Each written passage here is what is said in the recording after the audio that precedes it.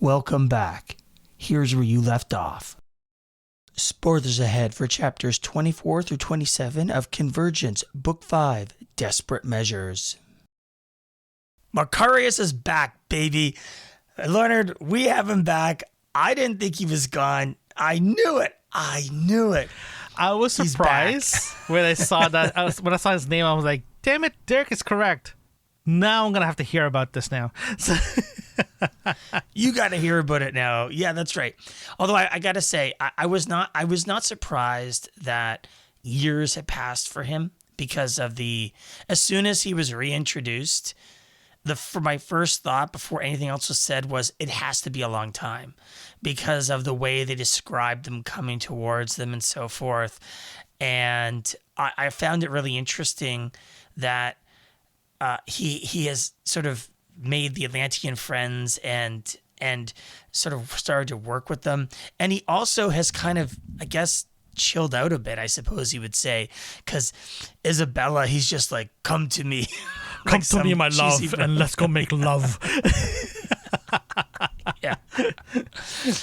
But I mean, I have to say, I'm really happy that he's back because when he left, and even his argument about how he left, like he destroyed the cliff by himself to stop the ogres, like that's so Macarius. That's so him. Like, he just destroyed the cliff. Then he hangs on for a day and a night. That's so Macarius. He is the Knight of the Magi, so he does a lot of things beyond mortals.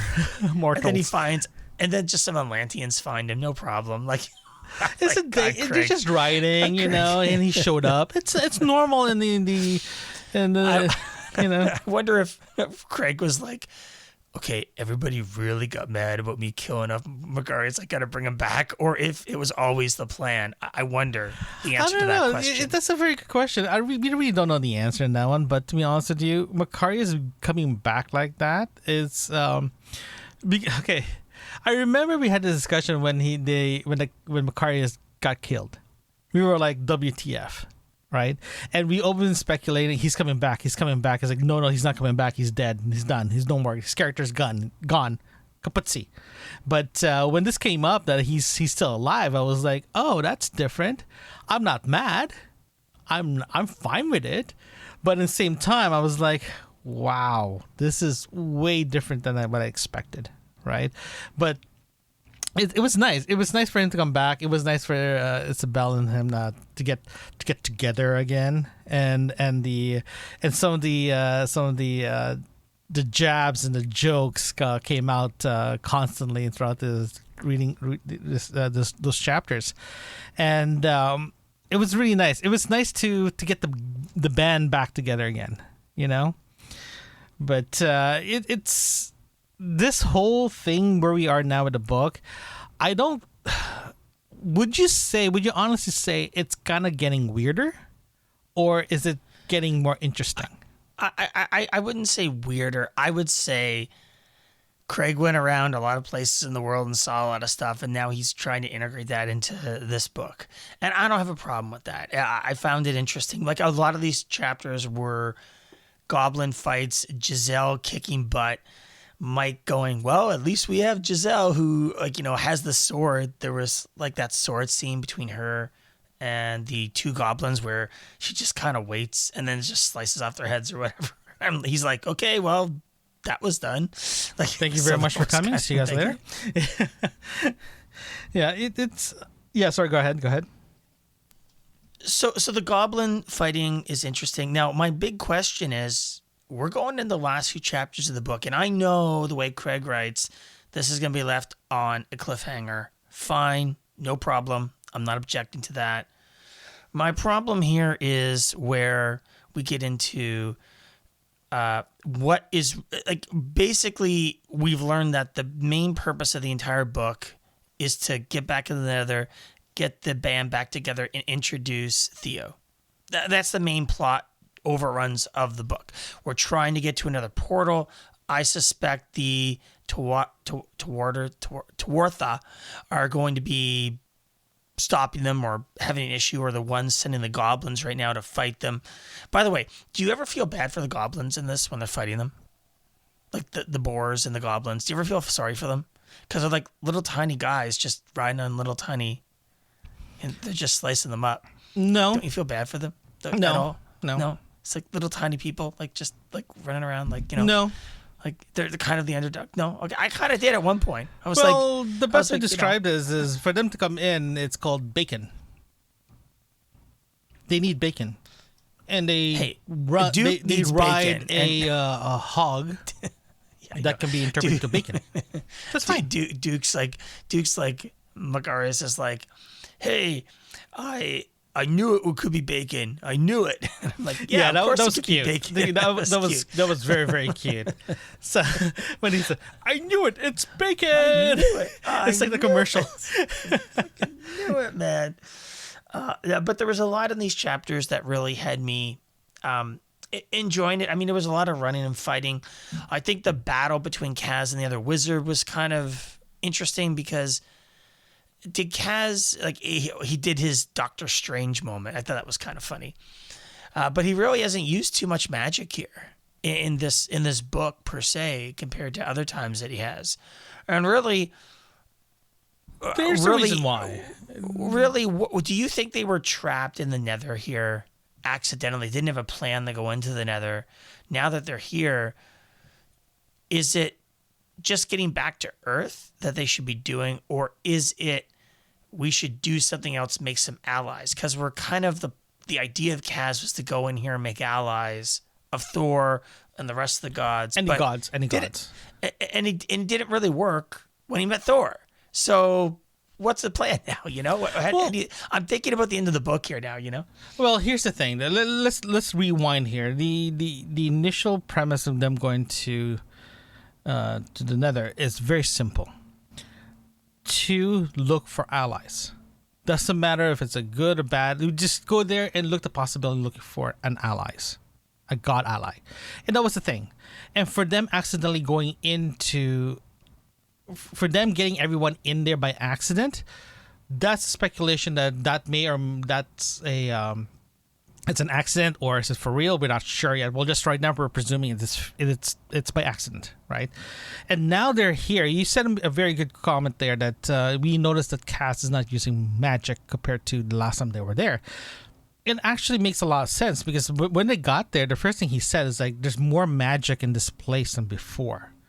You can, like, even Mike says, "Are you going to be worried about if the god sense that you're here and using magic?" It's like, no, there's so much magic here. I'm literally just a droplet in a pond or in a lake. So it's very, very small. So if you use magic, it's no one's going to notice. But remember, there was a point of one of the chapters that he used magic with so much power. He was exhausted, right? He was passing out. He just doesn't, like, he was trying to regulate it, but he was just, in other words, you're trying to control a faucet of a hose with water in a hose, but the water's cranked up, but you accidentally let go and there's too much water coming out. That's what's happening to him. There's too much power for him to regulate the amount of power that he can use, right? That's why he was like exhausted. He was passing out. He was just not enough. He just doesn't know how to control that much magic, right? And for them being there and him not using as much compared when he used it the last time when he was there a few chapters ago, he was just too much. He just like overwhelmed himself, right? So now he's just like stepping back and like, dude, I can't use too much because one, I'm still tired, I'm still exhausted. Second, it's just too much power here, right? So I think that's why we don't see as much magic in the air, you know. But yeah. That's how I see it. Do you think there's another reason why he's not using magic? Craig has kind of put a stop on this, put a barrier in there for him with the, I'll call it the diseased magic or whatever Chichilla had there, and the spell that was placed in him that he had to kind of draw out. So, I mean, he isn't. The fact that other wizards in the Nether can come up against him is kind of a downside for him because, as Azib says, it's like the depth of your ignorance is so profound that I can't even go on about it, right?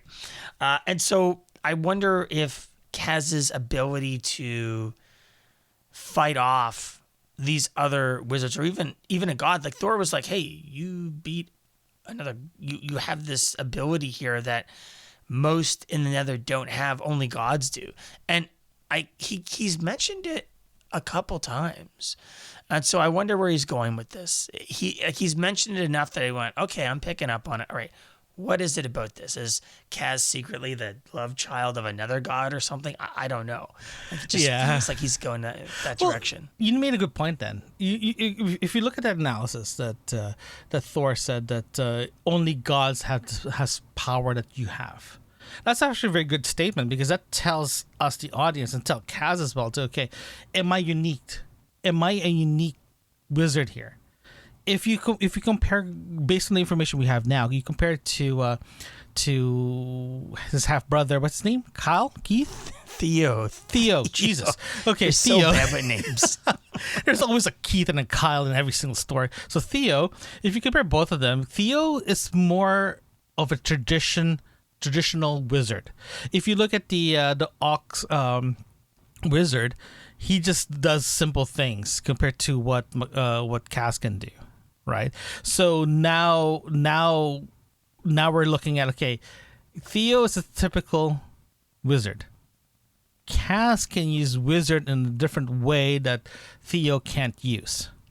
When he got to the Nether, it is his power. Even Thor said that your power is way different than, your power is closer to a god than a typical wizard, right?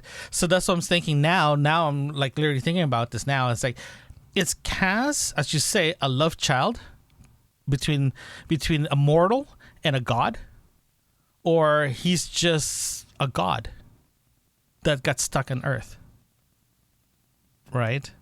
So I wouldn't go down that whole he's a god stuck on Earth because he has a mother. I think that it's more logical. He could be Hercules. Yeah. Well, I would say it's more logical that Theo and his father was another god or a very powerful wizard, perhaps, that we haven't learned about yet. I think that would be the more logical explanation, but Craig loves to put theatrics into his books. Get it out. So yeah, thank you. Yeah, but I think that's where we would go with it more so than him being an actual god. You don't think he is, or even like halvesies? I don't know. I mean, if the father was, sure, because that means also Theo can be a god. It's a good plot line down the road. I mean, I could definitely see Craig going down that road. I could easily see that. Yeah, I kind of like my theory better. It's more fun. But it doesn't mean that it's right, though. But yeah, it could be more fun. Okay. Yeah, it's just a lot of things that.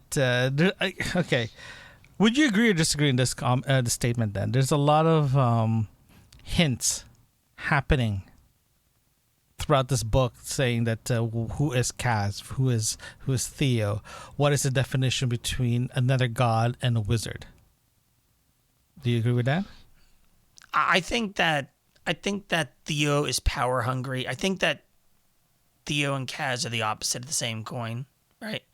And there's lots of, I don't know if Craig is that deep in his writing where he's like, this is one side of the coin, that's the other side. We're completely psychoanalyzing everything here about Craig's writing, so I think that's maybe the point that's of this. the case. But yeah, I think the that's podcast, the point. Yeah, I know exactly. But I think that it's a nice symbolism, and I like that symbolism, and I like the good versus evil, the bad versus whatever. That's all really great character development, and so whether Theo comes back in this book for another surprise thing at the end, which I think is very plausible. He's going to be probably the main focus of the next book, I think, because he's mostly introduced in this book as somebody who's gone up against Kaz, and now he knows that there's another wizard out there, and he has to deal with that, and he's very interested in that. The other possibility is that we get to the end of the book, they get to the portal, another god comes through and sees Theo and goes, "Hey, I'm here for you. What's up, homie? What's up? Yeah." Join us next time as we review chapters 28 through 32 of Convergence, Book 5, Desperate Measures. Thank you for joining us today.